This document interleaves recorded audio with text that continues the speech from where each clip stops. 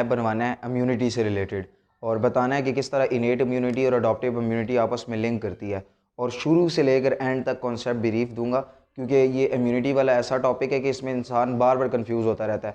Innate immunity कहाँ पे ख़त्म हो रही है, कहाँ से स्टार्ट हो रही है, अडॉप्टिव कैसे स्टार्ट हो रही है, वाइट ब्लड सेल्स कहाँ से आ रहे हैं, कैसे मार रहे हैं, वगैरह वगैरह। ये सारी चीज़ें आज हम क्लियर कर देंगे इंशाल्लाह। सबसे पहले आपने एक बात याद रखनी है कि जो इनेट इम्यूनिटी होती है ना, वो हमें बचपन से मिली हुई होती है माँ बाप के ज़रिए, और जब हम पैदा होते हैं उसी वक्त हमारे पास होती है। जैसे हमारी स्किन हो गई है, जैसे हमारे वाइट ब्लड सेल्स हो गए, जैसे म्यूकस की मेम्ब्रेन हो गई है, और जैसे स्टमक के अंदर गैस्ट्रिक जूस हो गया। ये कुछ ऐसी चीज़ें हैं जब हम पैदा होते हैं तभी हमारी बॉडी के अंदर होती है और हमें पैदाइशी तौर पे हमारे साथ होती हैं। और अडॉप्टिव इम्यूनिटी हमें तब मिलती है जब कोई माइक्रो ऑर्गेनिज्म या बैक्टीरिया हमारी बॉडी के अंदर इंटर हो और बॉडी उसे मार दे, और मारने के बाद उसके खिलाफ एंटीबॉडीज़ बनवा दे। अब ये हमारे पास एडॉप्टिव इम्यूनिटी या एक्वायर्ड इम्यूनिटी आती है। अब हम आते हैं माइंड मैप की तरफ। मिसाल के तौर पे आपकी बॉडी है और आपकी बॉडी के अंदर बैक्टीरिया या वायरस या कोई भी माइक्रो ऑर्गेनिज्म एंटर होना चाहता है, तो आपकी बॉडी उसे रोकेगी, और रोकने के लिए इनेट इम्यून सिस्टम काम आता है। किस तरीके से रोकेगी? 3 बैरियर्स के ज़रिए उसे रोकती है। एक फिजिकल बैरियर होता है, एक फिजियोलॉजिकल बैरियर होता है और एक सेलुलर बैरियर होता है। ये 3 किस्म के बैरियर हैं जिसके ज़रिए से बैक्टीरिया की एंट्री को बॉडी के अंदर रोका जाता है। पहले बैरियर की तरफ आते हैं। अगर फिजिकल बैरियर में आता है स्किन। फिजिकल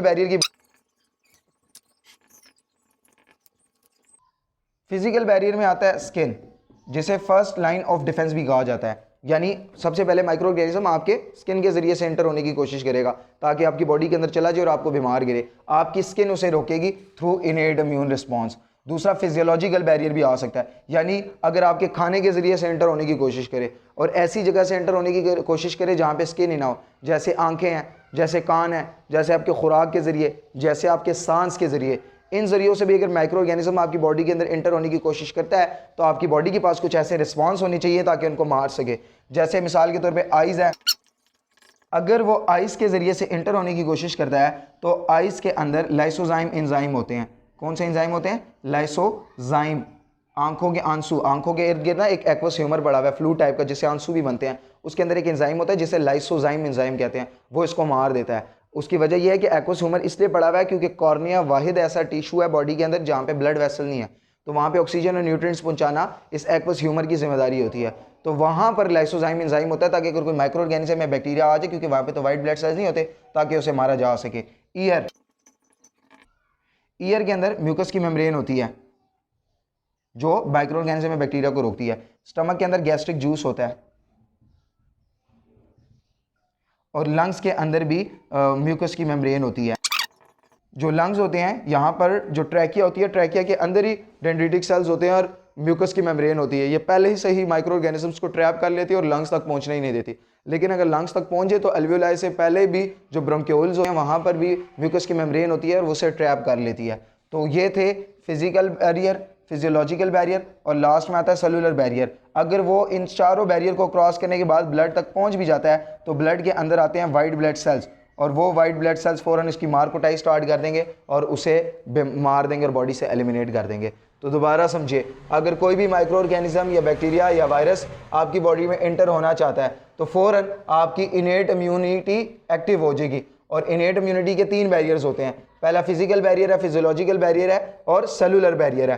फिजिकल बैरियर में आएगा स्किन, जिसे फर्स्ट लाइन ऑफ डिफेंस भी कहा जाता है। स्किन सबसे पहले इसे एंटर होने से रोकेगी। उसके बाद आ जाएगा फिजियोलॉजिकल बैरियर। फिजियोलॉजिकल बैरियर वो वाली जगह है जहाँ पर स्किन नहीं है, जैसे आइज हो गया, ईयर हो गया, लंग्स हो गया, स्टमक हो गया, वहाँ पर भी आपके इनेट इम्यून रिस्पॉन्स एक्टिव होता है। आइज के अंदर लाइसोजाइम एंजाइम होते हैं जो मार देते हैं, ईयर के अंदर म्यूकस की मेम्ब्रेन होती है, स्टमक के अंदर गैस्ट्रिक जूस होता है, और लंग्स के अंदर म्यूकस की मेम्ब्रेन होती है या डेंड्रिटिक सेल्स होते हैं, ये इसको खड़का देते हैं और मार देते हैं।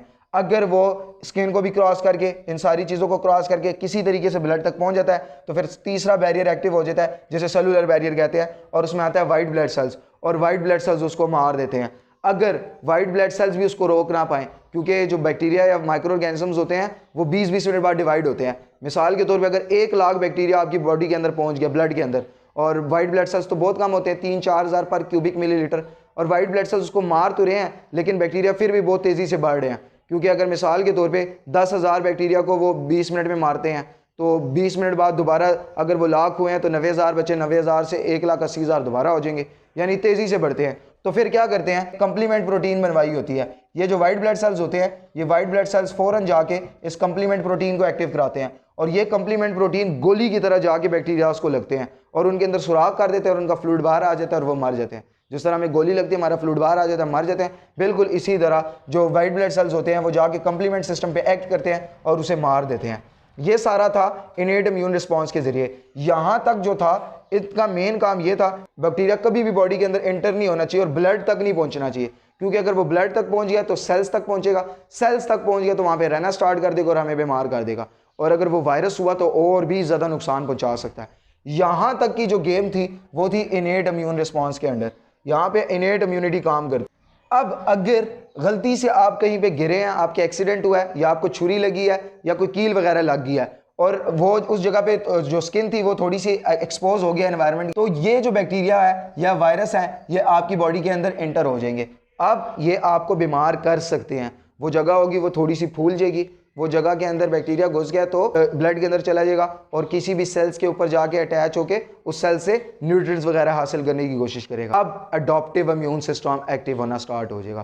क्यों? क्योंकि पहले हमारा काम था कि उसे ब्लड में जाने से रोके, लेकिन अब तो वो डायरेक्ट ब्लड तक पहुंच गया। अब क्या होगा, अब डायरेक्ट ब्लड के अंदर पहुंच गया तो फौरन वाइट ब्लड सेल्स पहुंच जाएंगे और वो वाइट ब्लड सेल्स उसको मारना स्टार्ट कर देंगे। वाइट ब्लड सेल्स में जो दो वाइट ब्लड सेल्स सबसे इंपॉर्टेंट है, एक है मोनोसाइट और दूसरा न्यूट्रोफिल। ये जो दो वाइट ब्लड सेल्स होंगे ये फौरन आके फैगोसाइटोसिस स्टार्ट कर देंगे, यानी उस बैक्टीरिया को खा जाएंगे, उस वायरस को या बैक्टीरिया को उसको खा जाएंगे और उसके छोटे छोटे पीसेस करके लिम्फ नोड के पास ले जाएंगे और लिम्फ नोड को कहेंगे कि ये देखो हम उसकी डेड बॉडी उठा के लाए हैं, बैक्टीरिया या वायरस आपकी बॉडी के अंदर घुस गया तो प्लीज आप कुछ करें वरना आप मर जाएंगे। वाइट ब्लड सेल्स एक्टिव होते हैं, दूसरा APCs antigen presenting cells. Antigen presenting cell ये भी वाइट ब्लड सेल्स ही होते हैं, लेकिन ये स्पेशल टाइप के वाइट ब्लड सेल्स होते हैं। इनका काम ये होता है कि ये बैक्टीरिया को मारने के बाद उनकी डेड बॉडीज यानी एंटीजन उठा के लिम्फ नोड के पास लेके जाएं और लिम्फ नोड से एंटीबॉडीज बनवाएं। इसीलिए इसे एंटीजन प्रेजेंटिंग सेल्स कहा जाता है, क्योंकि ये एंटीजन को अपने ऊपर प्रेजेंट करके लेके जाते हैं। इनमें 3 किस्म के आते हैं, ये 3 आपके एंटीजन प्रेजेंटिंग सेल्स हैं। मैं साफ साफ करके लिख देता हूं, शायद नजर ना आ रहा हो। एंटीजन प्रेजेंटिंग सेल्स क्या करते हैं, जिनमें स्पेसिफिकली डेंड्रिटिक सेल्स और मैक्रोफेजेस आते हैं और बी सेल्स आते हैं। बी सेल्स बाद में आते हैं। ये क्या काम करेंगे, ये बैक्टीरिया को मारने के बाद उसकी जो डेड बॉडी होगी, मिसाल के तौर पे ये है मैक्रोफेजेस, कोई भी मैक्रोफेज है, इसने क्या किया, ये बैक्टीरिया था, बैक्टीरिया को खा गया, खाने के बाद उसे छोटे छोटे पीसेस में तोड़ा, छोटे छोटे पीसेस में तोड़ने के बाद इसके ऊपर डेड बॉडीज होगी, उसे रिप्रेजेंट करता है और रिप्रेजेंट करने के बाद उसे ले जाता है लिम्फ नोड के पास। इसीलिए इसे एपीसी यानी एंटीजन प्रेजेंटिंग सेल भी कहा जाता है। लिम्फ नोड के पास जैसे ही लेके जाएगा, लिम्फ नोड ये वाली जो डेड बॉडी होगी ये देखेगा और देखने के बाद इसे यहाँ पे टी सेल्स बहुत ज्यादा पड़े होते हैं जिन्हें नाइव टी सेल कहते हैं। कौन से टी सेल कहते हैं, नाइव टी सेल। नाइव का मतलब ये होता है कि अभी तक वो मेच्योर नहीं हुए, इमेच्योर टी सेल्स हैं। और टी सेल्स का मेन काम ये होता है कि इन्होंने एंटीबॉडीज बनवानी होती है और बैक्टीरिया को मरवाना होता है। या किलर टी सेल्स बनते हैं जिनका फौरन काम ये होता है कि जाके बैक्टीरिया के खिलाफ लड़ाई और जंग स्टार्ट कर दे। तो ये फौरन जाएंगे एपीसीज और लिम्फ नोड के पास जाएंगे, लिम्फ नोड के अंदर जो नाइव टी सेल होंगे उनके पास जाएंगे और उनको कहेंगे जनाब उठिए, ये देखो मैं जो बैक्टीरिया था या वायरस था उसकी एक डेड बॉडी उठा के लेके आया हूँ, उसका एक पीस एंटीजन उठा के लेके आया हूँ, आपकी बॉडी के अंदर जो बैक्टीरिया या वायरसेस घुस गया और आप उसे मारने की कोशिश करें। लिम्फ नोड के अंदर जो टी सेल्स होंगे उसको पहले चेक करेंगे कि यार ये सच बोल रहा है नहीं। अगर वो सच बोल रहा हुआ तो फौरन वो 2 किस्म के टी सेल्स बनवा देंगे, एक होगा हेल्पर टी सेल और दूसरा होगा किलर टी सेल। जो किलर टी सेल्स होंगे उसे नेचुरल किलर सेल भी कहते हैं। ये फौरन साइट ऑफ इन्फेक्शन के पास पहुंचेंगे और बैक्टीरिया को फौरन मारना स्टार्ट कर देंगे। जल्दी जल्दी से बैक्टीरिया होगा, वायरस होगा, उसके खिलाफ ग्रैंड ऑपरेशन स्टार्ट हो जाएगा। यानी ये जो वाइट ब्लड सेल्स थे ये हमारी रेंजर्स थे, पुलिस थे। जैसे किसी जगह पर कोई टेररिस्ट घुसे तो पहले वहां पे टेररिस्ट घुसने के बाद रेंजर्स और पुलिस आती है, वो उसको मारने की कोशिश करती है। अगर उससे ना रोक रहे हो तो फिर आर्मी को बुलाया जाता है। तो ये जो वाइट ब्लड सेल्स थे ये बेचारे बहुत कम थे, न्यूट्रोफिल्स और मैक्रोफेजेस, ये पुलिस थे और रेंजर्स थे हमारी, ठीक है। अब इनसे नहीं रोक रहे थे तो ये गए हैं आर्मी को बुलाने। आर्मी क्या है, नेचुरल किलर सेल्स है और हेल्पर टी सेल्स है। तो नेचुरल किलर सेल्स क्या करेंगे, फौरन वहां पे पहुंचेंगे और बैक्टीरिया या वायरसेस को लार्ज क्वांटिटी में मारना स्टार्ट कर देंगे। और जो हेल्पर टी सेल होगा इसका मेन काम ये होगा कि ये जो बोन मैरो होगा उसके अंदर बी सेल्स पड़े होंगे, फौरन वहां पे पहुंचेगा और बी सेल्स को जगाएगा। बी सेल्स फिर 2 काम करेंगे, एक मेमोरी बी सेल्स बनाएंगे और एक एंटीबॉडीज बना लेंगे। मेमोरी बी सेल्स का काम ये होगा कि वो ब्लड के अंदर घूमते रहेंगे, अगर ये बैक्टीरिया या ये वायरस फिर कभी आएगा तो फ़ौरन उसको मारना स्टार्ट कर दिया जाएगा और उसको मार दिया जाएगा। और जबकि एंटीबॉडीज़ का काम ये होगा कि एंटीबॉडीज़ उनके खिलाफ ग्रैंड ऑपरेशन स्टार्ट कर देंगी और उनको मारने में मदद करेंगी। और यही वाली एंटीबॉडीज़ ब्लड के अंदर तकरीबन लाइफ टाइम तक घूमती रहती हैं। अगर सेम बैक्टीरिया या सेम वायरस दोबारा भी कभी आ जाता है तो भी उसे मार दिया जाता है। तो ये सारा का सारा हमारे पास एक्वायर्ड इम्यूनिटी या अडॉप्टिव इम्यूनिटी से रिलेटेड था। ये सारा इनेट इम्यूनिटी से रिलेटेड था और ये एक्वायर्ड इम्यूनिटी से रिलेटेड था। दोबारा समझिए, सबसे पहले बॉडी के अंदर बैक्टीरिया या वायरस ने एंटर होना चाहा, 3 बैरियर्स ने उसे रोका। अगर वो एंटर ना हो पाया तो आपको अगर कट वगैरह लग गया तो उसके बाद अगर बैक्टीरिया एंटर हो गया तो साथ ही इन्फ्लेमेशन हो जाएगी। इन्फ्लेमेशन में रेडनेस आती है, आपको पेन होता है, स्वेलिंग होती है, ये 3 चीज़ें होती हैं। और इन्फ्लेमेशन के बाद क्या होगा, बैक्टीरिया आपकी बॉडी के अंदर इंटर हो जाएगा। जैसे इंटर होगा तो वो ब्लड तक पहुंचेगा। ब्लड के अंदर वाइट ब्लड सेल्स होंगे, एपीसीज होंगे, एंटीबॉडीज होंगी। वाइट ब्लड सेल्स क्या काम करेंगे, वाइट ब्लड सेल्स में जो 2 वाइट ब्लड सेल्स होंगे मोनोसाइट्स और न्यूट्रोफिल्स, ये उसको फैगोसाइटोस कर देंगे, उसे खा जाएंगे। और जो दूसरे वाइट ब्लड सेल्स होंगे जीनोफिल्स, बेसोफिल्स, ये हिस्टामिन और प्रोस्टाग्लैंडिन रिलीज करेंगे। हिस्टामिन क्या करेगा, एलर्जिक रिस्पॉन्स क्रिएट करेगा और प्रोस्टाग्लैंडिन दर्द वाला रिस्पॉन्स क्रिएट करेगा, आपको दर्द होगा। उसके बाद क्या होगा, जो एंटीजन प्रेजेंटिंग सेल्स होंगे ये क्या काम करेंगे, उसमें डेंड्रिटिक सेल्स, मैक्रोफेजेस और बी सेल्स आते हैं।